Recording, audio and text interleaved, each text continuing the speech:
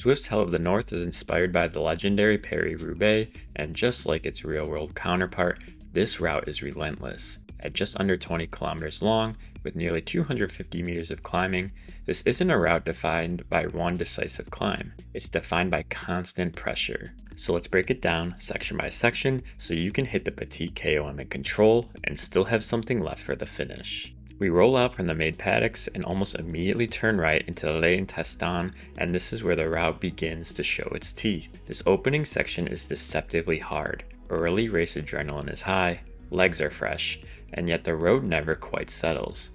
A series of short kicks and constant switchbacks stretch the group from left to right, and it's very easy to lose a draft here if you're not paying attention. The descents aren't long enough to let the bunch fully regroup, which means gaps form quickly and stay open. If you're racing with steering, this is one of the best places to use it. Cutting corners without leaving the draft can save precious watts while others surge unnecessarily. There are 4 kicks in total through this opening section. One important note here, if you're using moderate elevation settings, much of this elevation profile will appear flatter than it really is, even disappearing before the climb is over. Don't be fooled, the legs still feel every surge. The first is the easiest, barely touching 3%.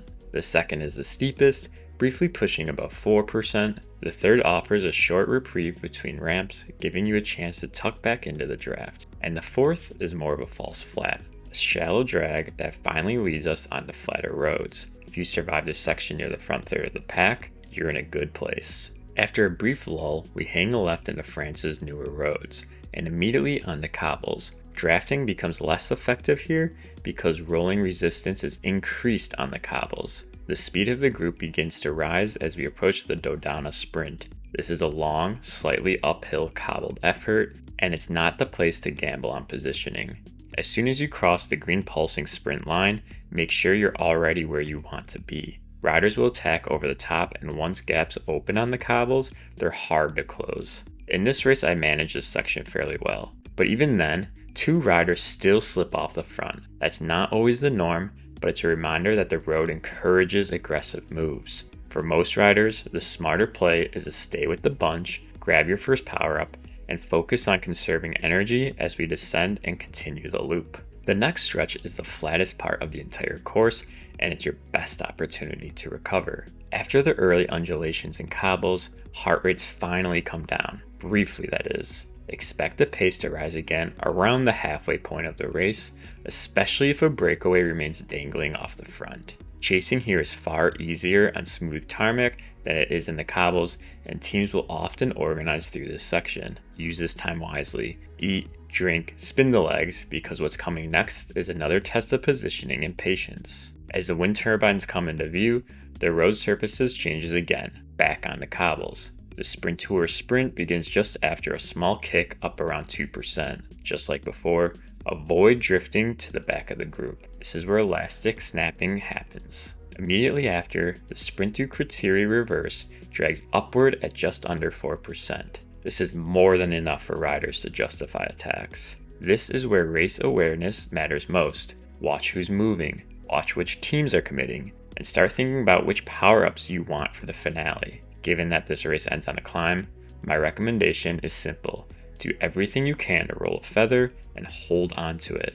Unless you're truly being dropped, that feather can decide your race later. After transitioning back onto tarmac, we return to France's old roads and approach the final sprint segment of the day, the Boulogne sprint. This section rolls just enough to keep the pace high without fully blowing the group apart. Attacks still happen here, especially if riders sense hesitation or fear starting the climb behind a group of flyers. Personally, I like to approach this part of the race with one goal: arrive at the climb as rested as possible. That said, this is risky. If a strong group goes clear here, they may never come back. If climbing isn't your strength, getting into a satellite group off the front can be a smart, albeit risky play. Once you pass the final sprint banner, ideally with a feather in your pocket, take a moment to breathe, spin the legs. The race is about to begin. A right turn leads us into the Petit KOM. As soon as the elevation profile appears, the tactics become clear. Draft in the yellow,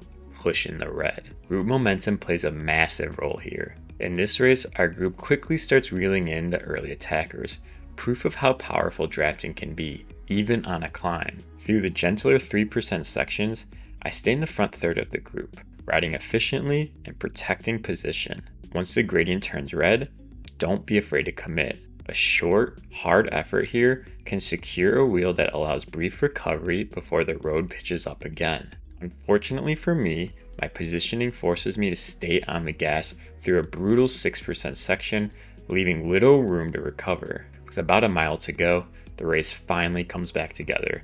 The flyers are caught, we're one group again. Our right turn offers one last draftable section. Take advantage of it. Every watt saved here matters. But a half mile from the finish, the decisive moment arrives. If you are not with the front group when the road turns red again, you must go all in to reattach. Any group ahead will carry speed through the yellow section that follows, and once that happens, the gap likely becomes permanent. Knowing this, I deploy my feather, hoping it's enough. It isn't. I lose the wheels at the worst possible moment. But here's the final lesson of Hell of the North. Never give up on this climb. The road steepens dramatically near the top, and riders who go too hard early often crack before the line. Put your head down, commit fully, and sprint through the banner because the finish comes before the steepest part of the climb. Thanks for watching. I'll see you in the next one.